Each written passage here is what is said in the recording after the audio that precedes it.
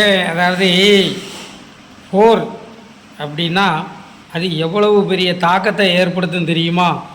போர்னால் இவங்க எல்லோரும் விசில் அடித்து எல்லோரும் ஒரே ஸ்டேட்டஸ் வைக்காங்க, போரை விசில் அடித்து வரவேற்கிறாங்க அப்படின்னு ஒரு ஈழத்து உறவுக்காரது பதிவு போட்டிருந்தார்.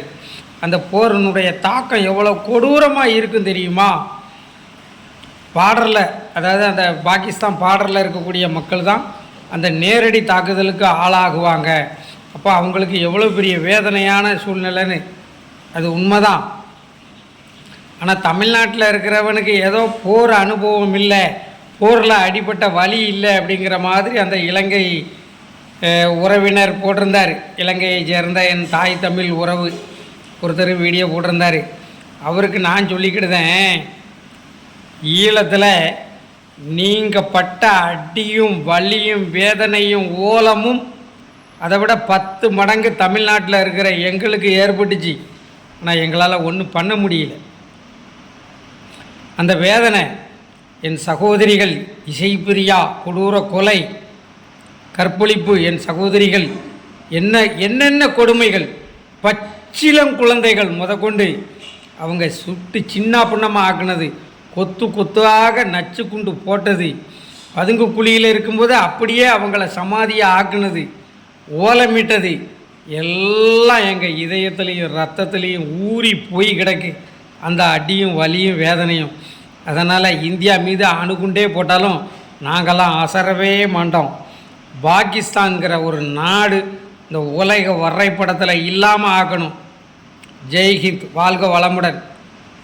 அந்த அனுதாபம் தெரிஞ்சு அந்த வேதனைப்பட்ட அந்த அந்த உறவினருக்கு என்னுடைய வணக்கங்கள்.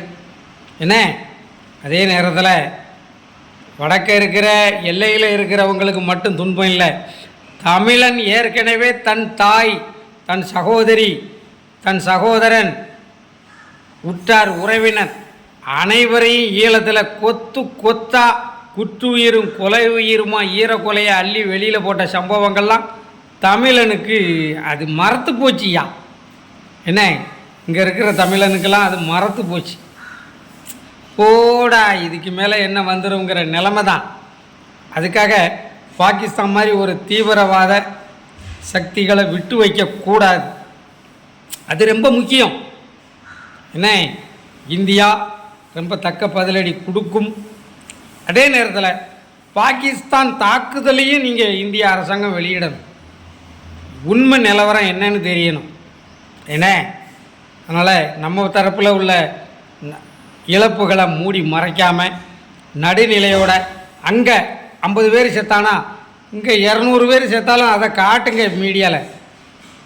அப்போ தான் நமக்கு வீரம் வரும். நம்ம குடும்பத்தில் 200 பேர் நம்ம நாட்டில் செத்து போயிட்டான், இன்னும் 1000 பேர் அங்கே நம்ம அடித்து கொல்லணும் அப்படிங்கிற ஒரு வெறி நம்ம இந்தியர்களுக்கு வரும். ஏன்னா பாரத் மாதா கி ஜெய், போரில் நம்ம தான் வெல்வோம், அந்த நம்பிக்கை இருக்குது. வாழ்க வளமுடன்.